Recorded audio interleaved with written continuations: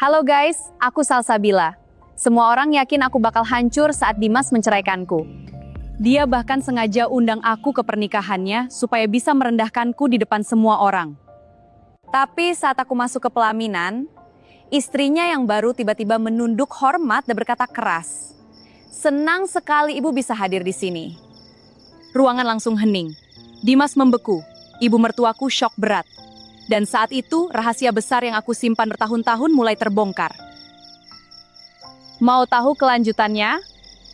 Like kalau penasaran, subscribe dan nyalakan loncengnya. Plus tulis, lanjutkan di komentar ya. Semua orang di sekitar mereka waktu itu sudah yakin banget.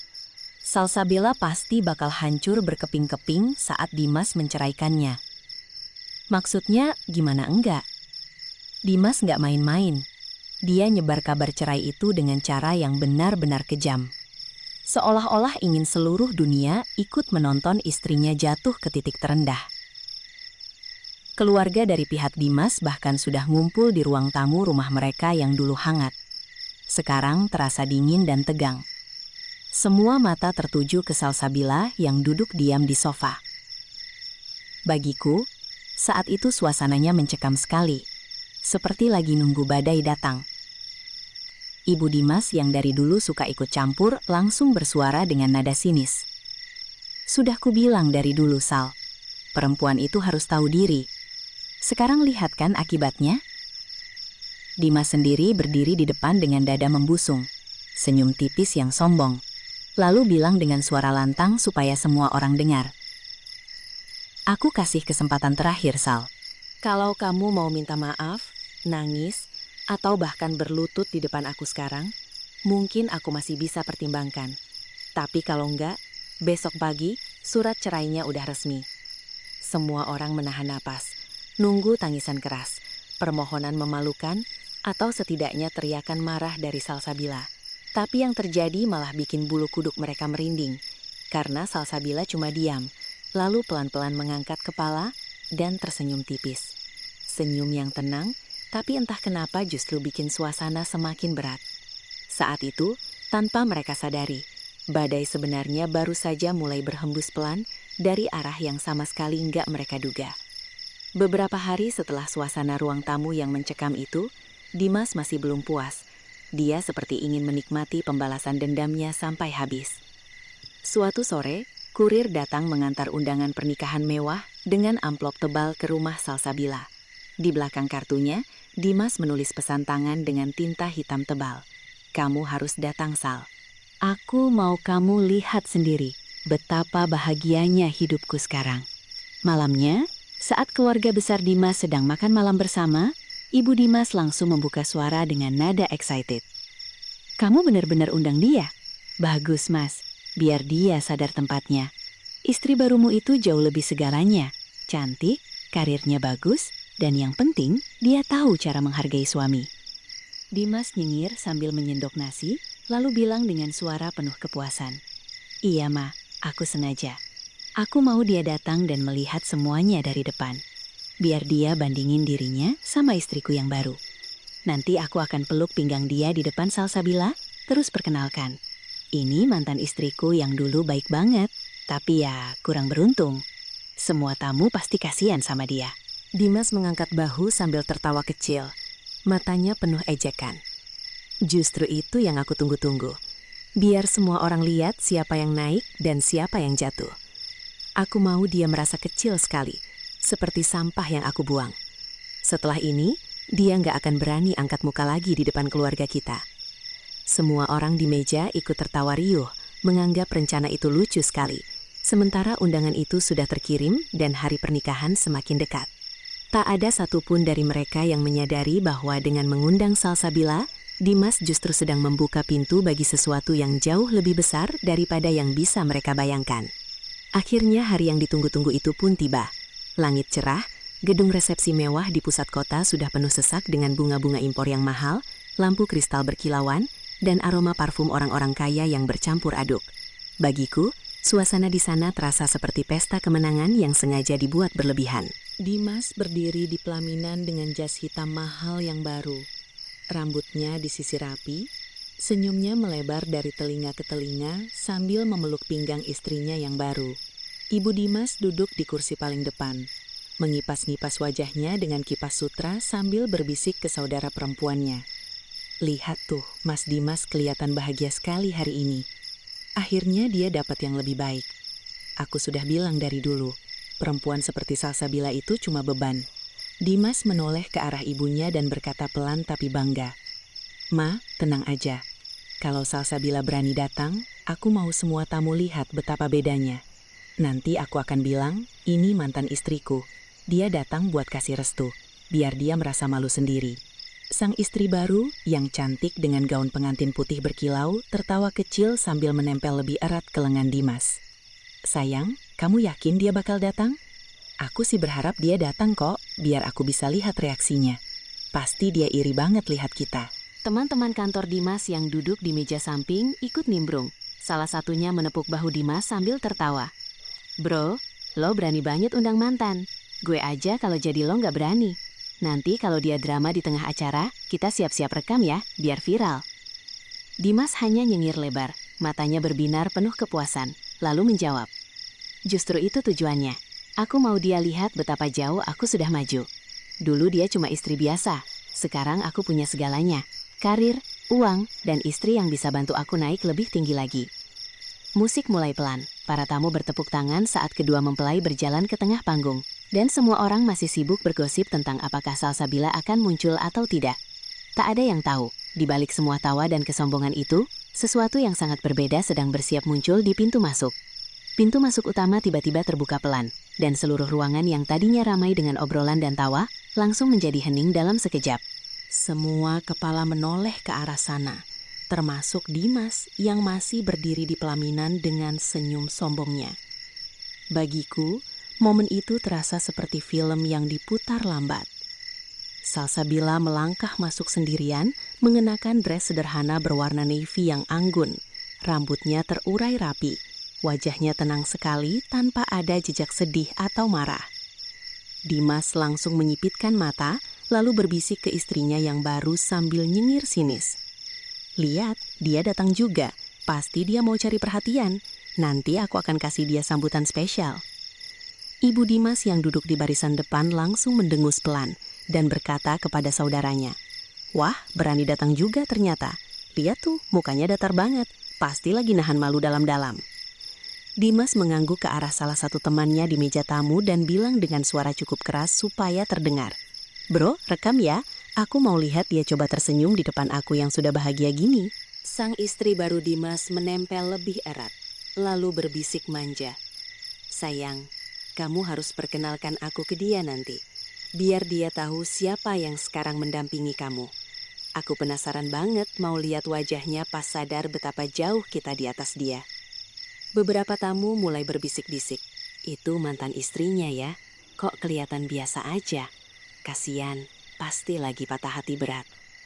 Dimas sendiri berdiri lebih tegak, dada membusung, senyumnya semakin lebar penuh kemenangan. Seolah-olah dia sudah siap menyaksikan mantan istrinya yang tak berdaya itu hancur di depan semua orang. Dia bahkan melangkah sedikit ke depan, siap menyambut Salsabila dengan kata-kata yang sudah disiapkan untuk merendahkannya. Ruangan yang tadinya penuh kegembiraan itu sekarang terasa tegang sekali. Semua orang menahan napas, menunggu drama yang mereka kira akan segera meledak. Salsabila melangkah semakin dekat ke pelaminan. Dengan langkah tenang, senyum kecil masih terukir di bibirnya, dan suasana yang sudah hening itu semakin terasa berat. Dimas masih berdiri dengan dada membusung, siap melempar kata-kata ejekan yang sudah dirancangnya berhari-hari.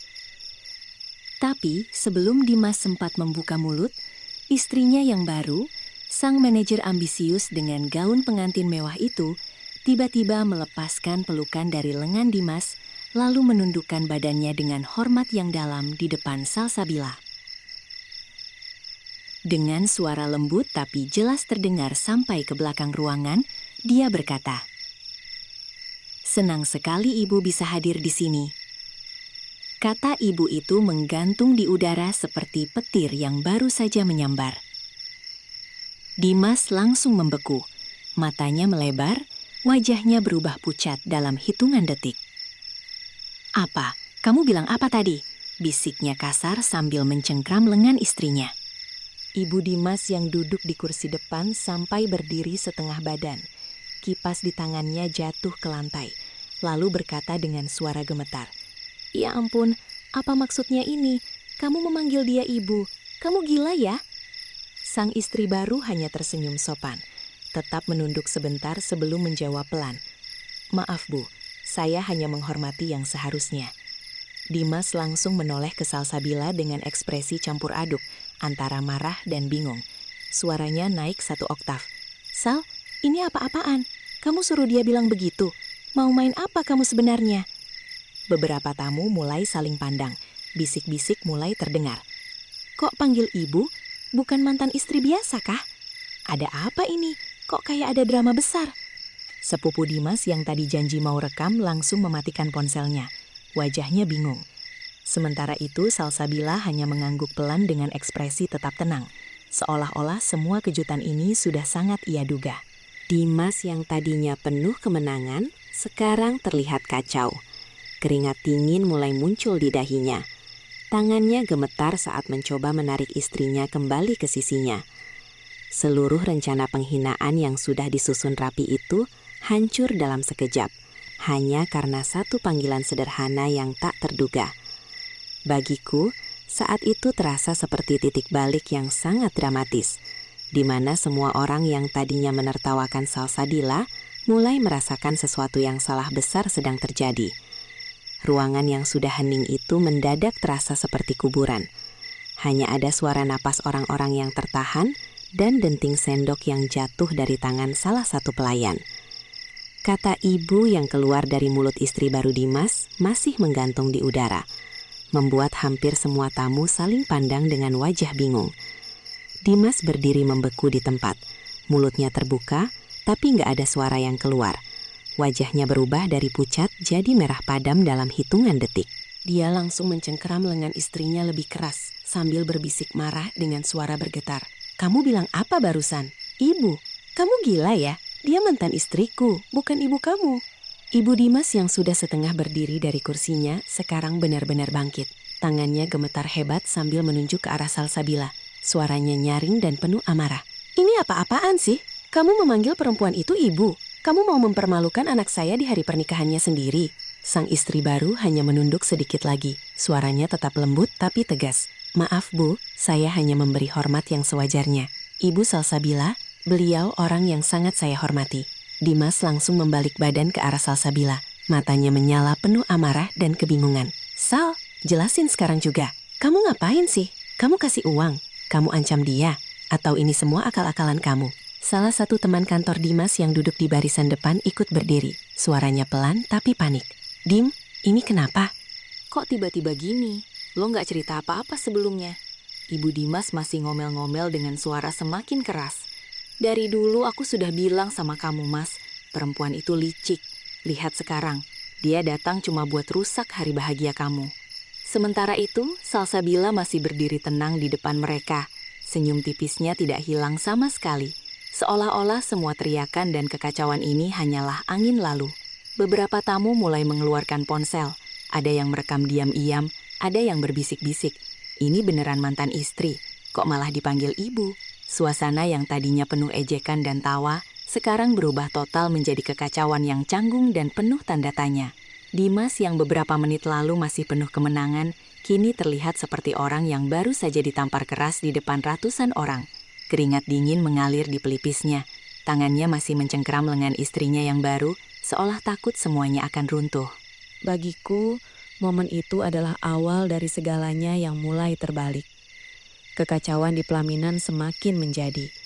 Suara bisik-bisik tamu berubah jadi gumaman yang semakin keras.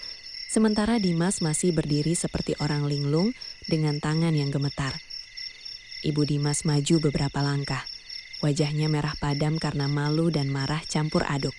Lalu berteriak dengan suara yang sudah tidak bisa ditahan lagi. "Jelaskan sekarang juga, ada apa sebenarnya ini?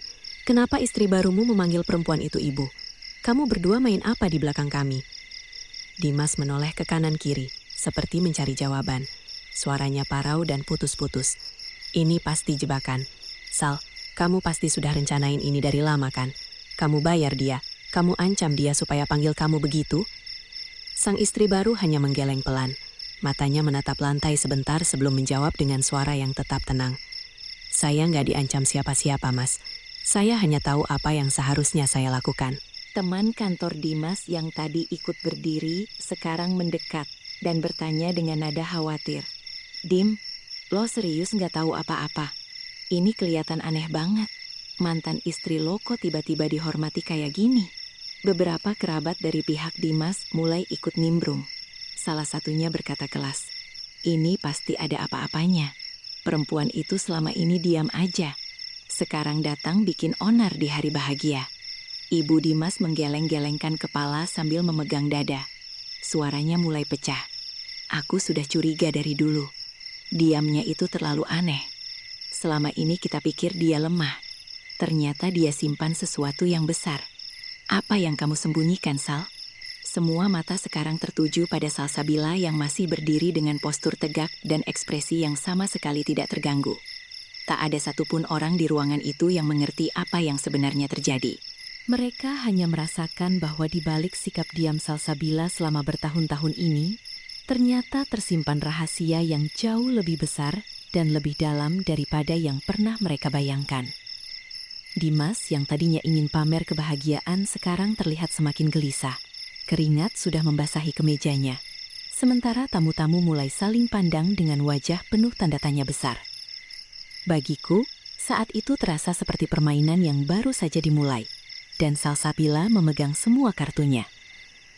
Di tengah kekacauan yang semakin memuncak itu, Salsabila akhirnya mengangkat tangan pelan, memberi isyarat agar semua orang diam sejenak. Ruangan yang tadinya penuh teriakan dan bisik-bisik langsung terasa lebih sunyi. Meski masih ada gumaman di sana-sini. Dimas masih menatapnya dengan mata penuh amarah dan kebingungan. Napasnya tersengal-sengal. Ibu Dimas maju lebih dekat sambil menunjuk-nunjuk. Suaranya bergetar penuh emosi. Kamu puas sekarang, Sal? Datang ke sini cuma buat bikin malu anak saya di depan semua orang. Apa maksud semua ini? Salsabila tidak langsung menjawab. Dia hanya tersenyum tipis seperti biasa, lalu berkata dengan suara tenang yang terdengar jelas ke seluruh ruangan. Saya datang karena diundang, bukan untuk membuat onar. Dimas langsung menyela kasar. Jangan pura-pura polos, kamu pasti ada rencana busuk di balik semua ini. Kenapa istriku panggil kamu ibu? Kamu ancam dia ya?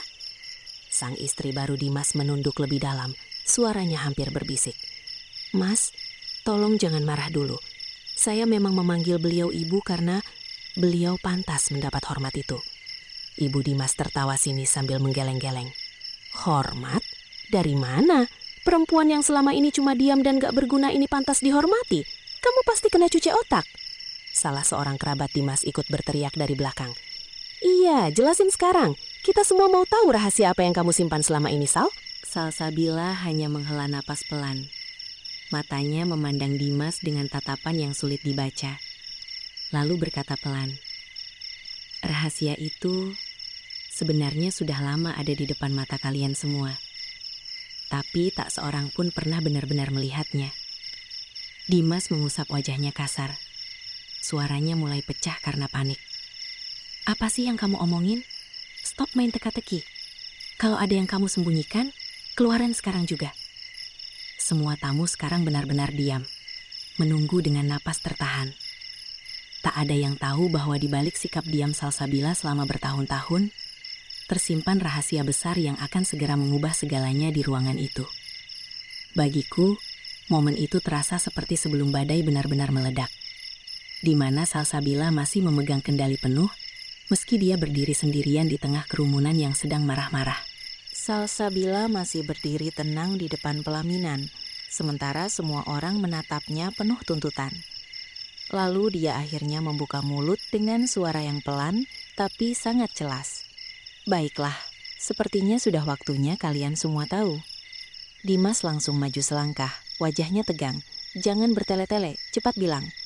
Salsabila memandang Dimas sebentar sebelum melanjutkan. Saya adalah putri tunggal almarhum Hadiwijaya, pendiri dan pemilik awal PT Mahakarya Group, perusahaan tempat kamu bekerja, Dimas. Begitu kata-kata itu keluar, ruangan yang sudah hening langsung meledak dengan gumaman kaget. Ibu Dimas mundur 2 langkah, wajahnya pucat seperti mayat.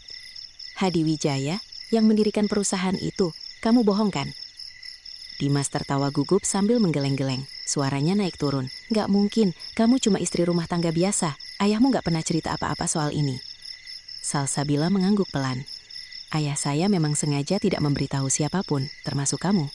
Beliau khawatir, saya terlalu mencintai kamu, jadi beliau menyiapkan sesuatu untuk melindungi saya.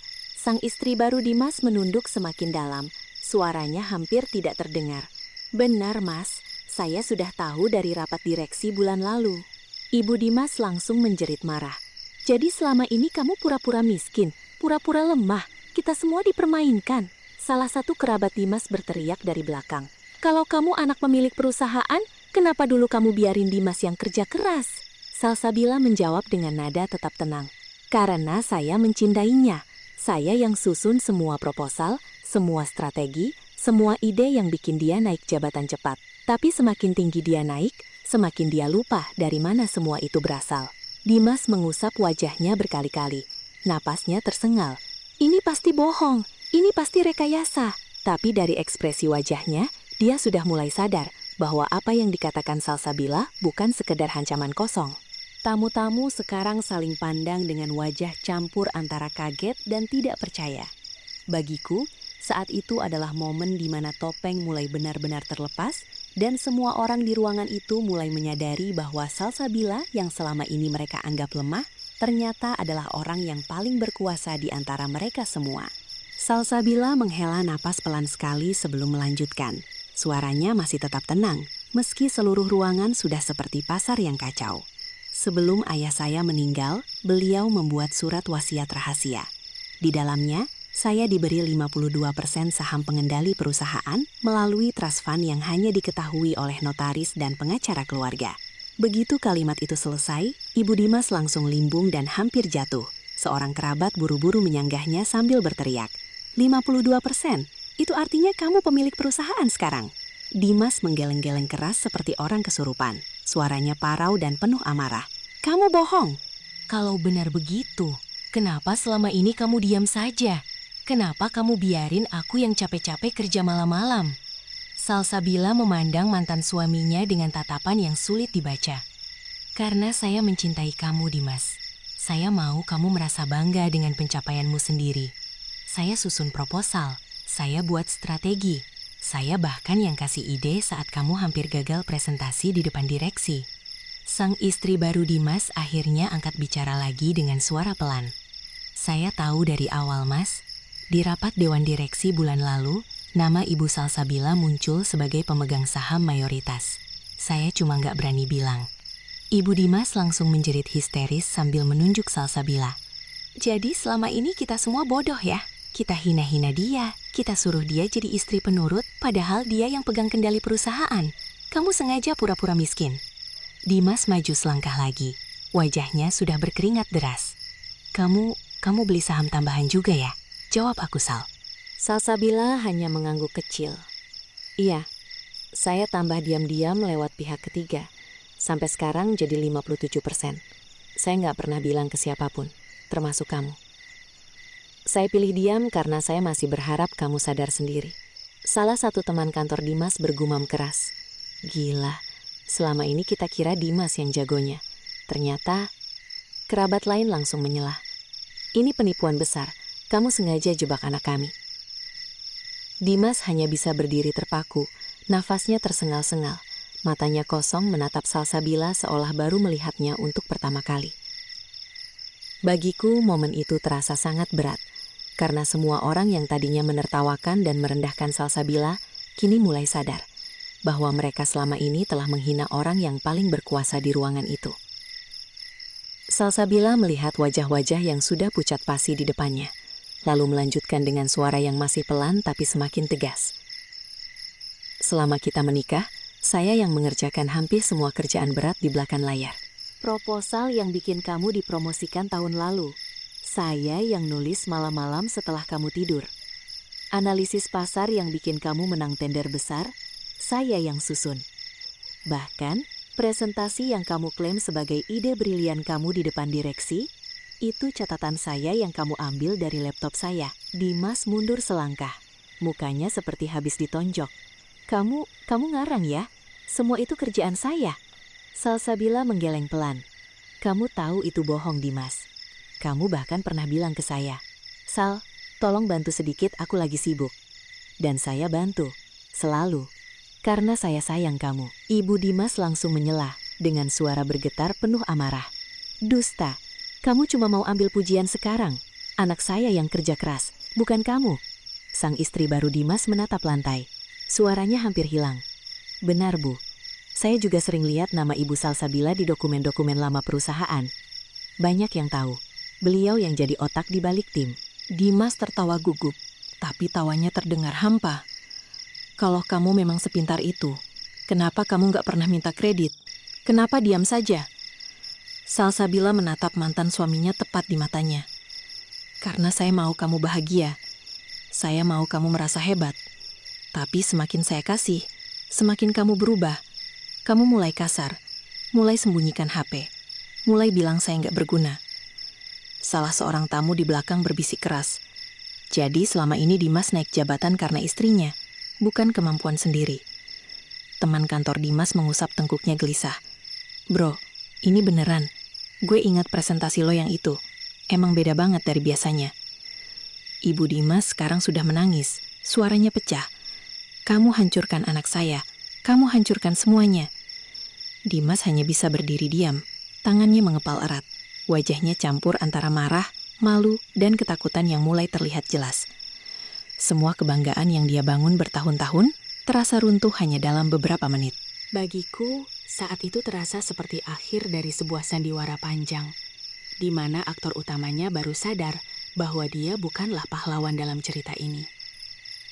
Dimas masih berdiri terpaku, seperti orang yang baru ditampar berkali-kali.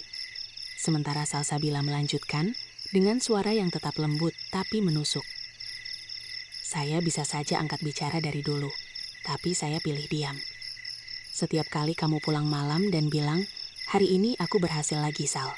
Saya cuma tersenyum, karena saya tahu itu hasil kerja saya. Tapi saya senang lihat kamu bahagia.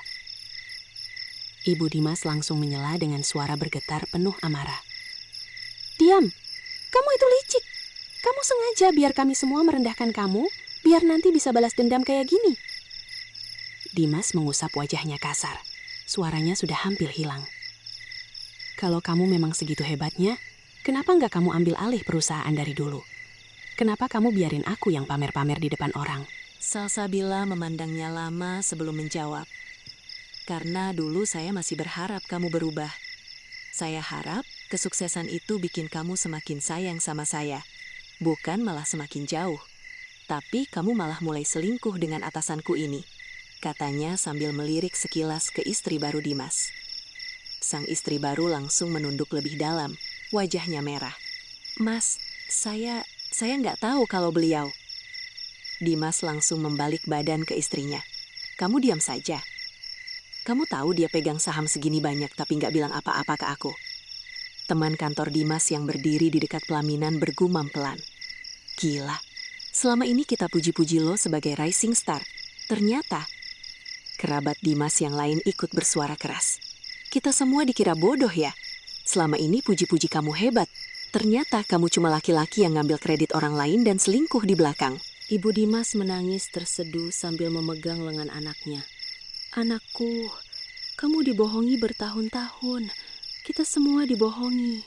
Salsabila hanya menggeleng pelan. Bukan dibohongi, Bu. Saya cuma kasih kesempatan. Tapi kesempatan itu sudah kamu sia-siakan, Dimas. Dimas sekarang terlihat benar-benar rapuh.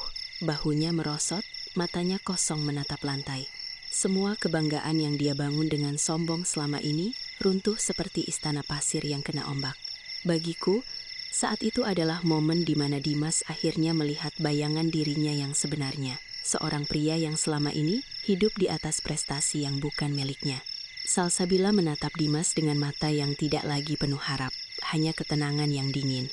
Lalu melanjutkan, kamu ingat gak Dimas? Saat kamu mulai pulang larut malam dan bilang ada meeting penting sama atasan, awalnya saya percaya, sampai saya lihat chat-chat di ponsel cadangan yang kamu kira saya nggak tahu. Dimas langsung tersentak.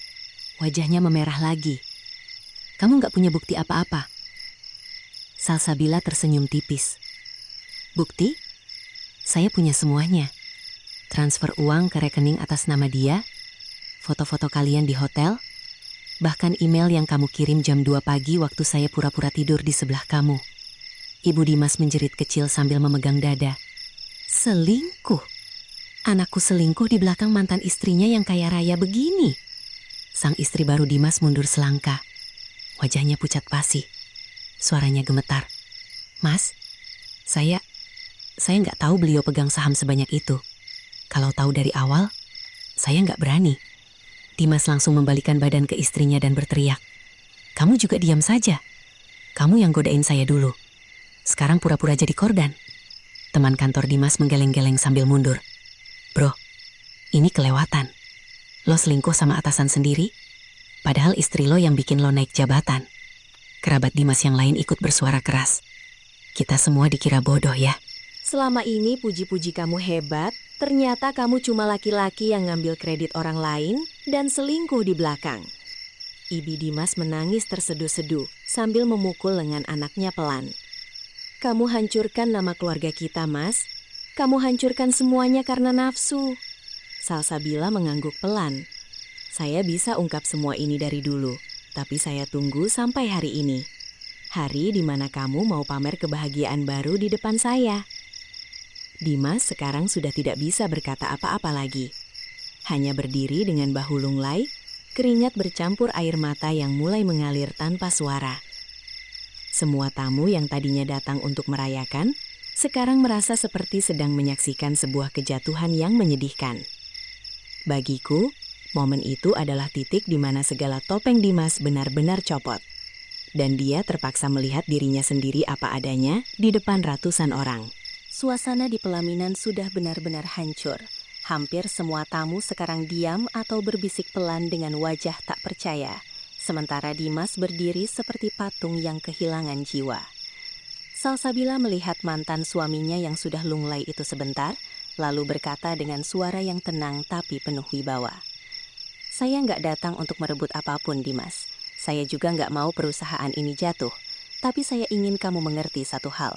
Semua yang kamu banggakan selama ini, jabatan, mobil, rumah, bahkan pernikahan baru ini, semuanya dibangun di atas fondasi yang saya berikan. Dimas mengangkat kepala perlahan, matanya merah, suaranya parau, hampir hilang. Kamu mau apa sebenarnya sekarang? Mau ambil semuanya dari saya? Ibu Dimas yang sudah menangis terseduh langsung menjerit lagi. Kamu puas sekarang, Sal? Kamu mau hancurkan anak saya sampai titik ini? Kamu nggak punya hati?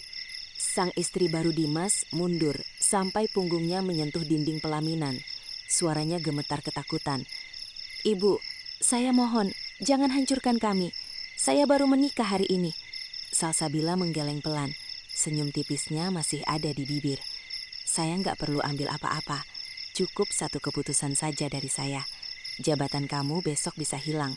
Kontrak-kontrak besar bisa batal. Dan reputasi kamu di industri ini selesai. Teman kantor Dimas yang berdiri di dekat situ bergumam. Ini gila, satu orang bisa goncang perusahaan sebesar Mahakarya Group. Kerabat Dimas yang lain langsung ikut panik. Dimas, kamu harus minta maaf sekarang. Jangan biarin semuanya hancur. Dimas hanya bisa menatap Salsabila dengan tatapan kosong. Bibirnya bergetar tapi tak ada kata yang keluar lagi. Keringat bercampur air mata mengalir di wajahnya yang tadinya penuh kemenangan. Bagiku, saat itu terasa sangat kuat. Salsabila berdiri sendirian di tengah ruangan yang penuh orang, tapi dia yang paling berkuasa. Dia tak perlu teriak, tak perlu ancam keras. Cukup dengan kehadirannya dan kebenaran yang dia bawa. Segalanya sudah mulai runtuh dengan sendirinya. Salsabila berdiri tegak di depan mereka semua, tangannya masih santai di samping tubuh, sementara suasana pelaminan sudah seperti kuburan yang penuh orang hidup. Dia tidak meninggikan suara, tidak menunjuk-nunjuk. Bahkan senyum tipisnya masih tersisa di bibir. Dimas menatapnya dengan mata yang sudah kosong, Suaranya hampir hilang saat bertanya. Kamu mau hancurkan saya sampai di sini? Setelah semua yang kita lewati? Salsabila menggeleng pelan. Saya nggak perlu menghancurkan kamu, Dimas. Kamu yang sudah menghancurkan diri sendiri. Ibu Dimas langsung ambruk kembali ke kursinya sambil menangis terseduh. Suaranya pecah. Kamu kejam sekali, Sal. Kamu tega lihat anak saya jatuh kayak gini di hari pernikahannya sendiri. Sang istri baru Dimas sudah menangis diam-diam. Gaun pengantinnya yang mewah terlihat semakin menyedihkan saat dia berbisik. Ibu, tolong, saya mohon, jangan ambil semuanya. Saya baru mulai hidup ini. Salsabila hanya memandang mereka satu persatu dengan tatapan yang tenang, lalu berkata pelan. Sepanjang pernikahan kita, saya diam. Saat kamu selingkuh, saya diam. Saat kamu hina saya di depan keluarga, saya diam. Sekarang, giliran kalian yang merasakan apa artinya diam itu. Teman kantor Dimas mengusap tengkuknya gelisah dan bergumam. Ini udah kelewatan. Perusahaan bakal gonjang-ganjing besok kalau berita ini bocor. Seorang kerabat Dimas berbisik keras ke tetangga kursinya. Dia nggak perlu ngomong banyak. Cukup satu tanda tangan dari dia, karir Dimas langsung tamat. Dimas akhirnya jatuh berlutut di depan Salsabila. Suaranya bergetar penuh permohonan yang memalukan. Sal, aku minta maaf. Aku salah. Jangan lakuin ini. Tapi Salsabila hanya menatapnya tanpa emosi berlebih. Tak ada teriakan, tak ada balas dendam yang dramatis. Hanya kehadirannya saja yang sudah cukup membuat seluruh ruangan merasakan kekuasaannya. Bagiku, momen itu luar biasa. Seorang wanita yang selama ini dianggap lemah dan dibuang, kini berdiri di tengah kerumunan, tanpa perlu angkat suara.